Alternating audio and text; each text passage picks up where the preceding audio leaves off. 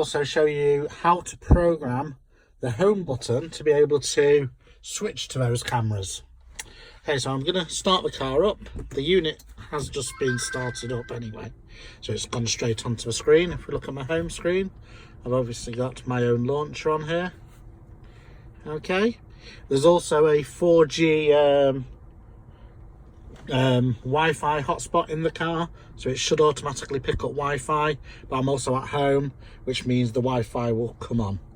So if I just look down on here, we should see we're connected to disk Wi-Fi, which is in the house. Okay, so all good. Not sure about this app. It's not very, it's a bit temperamental. It's from Google Play Store, but when it comes up and it shows you the details. It hasn't done yet. So what we have here is we have our power. Obviously it's power, shut it off. Power on. Okay, we've got our home button. So as you'd expect, takes you home. We'll go into the apps. Click home. And we've got our home. I've got tuning on here as well, so I can hit play on tuning. Fast if your boiler's on the blink. Okay. The mortgage is long overdue. Go to another screen if there was one. Open VLC. Cancer does not care about you. Click home. But we do. We've got our back key. Help you get a grip on And we've got our volume figure out buttons. benefits, fill in the right forms. Okay. And plan So what I wanted to be able to do was, as well as being able to go into reverse and bring it up behind us and all around us, I wanted to be able to do that on screen while we're moving.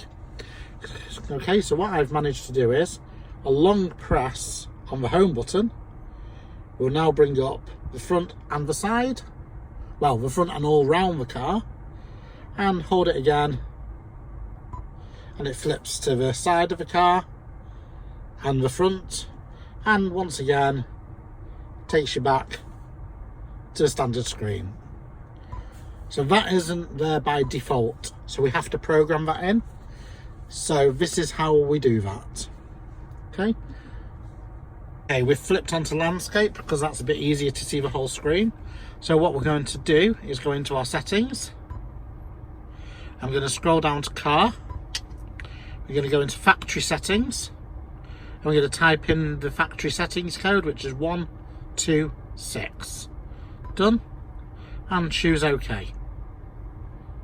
Oops, did I not type 126? Let's try again. 126. Done, and OK. Let's turn that off. Okay, so now we're in the factory settings. We can go into key study. Okay, and we want to press touch key study.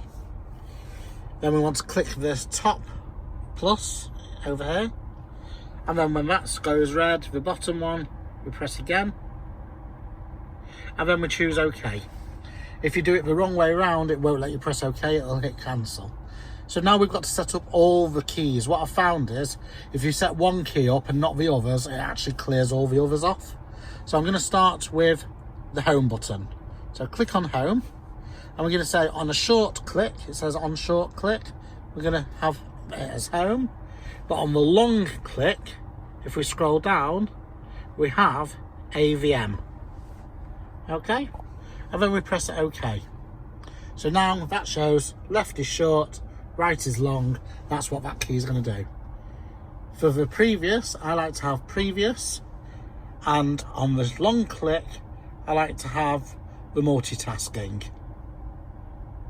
If I can find it, there we go, and press OK. And then volume up, OK, volume down, OK. You can't have long press on the volume up and volume down. You press OK, and we choose save and exit. We choose OK, and then apply. Then when you exit and come back, we can see a long press on the previous brings up our multitasking, and a long press on our home button brings up the camera. And that's all there is to being able to get a camera button on your display.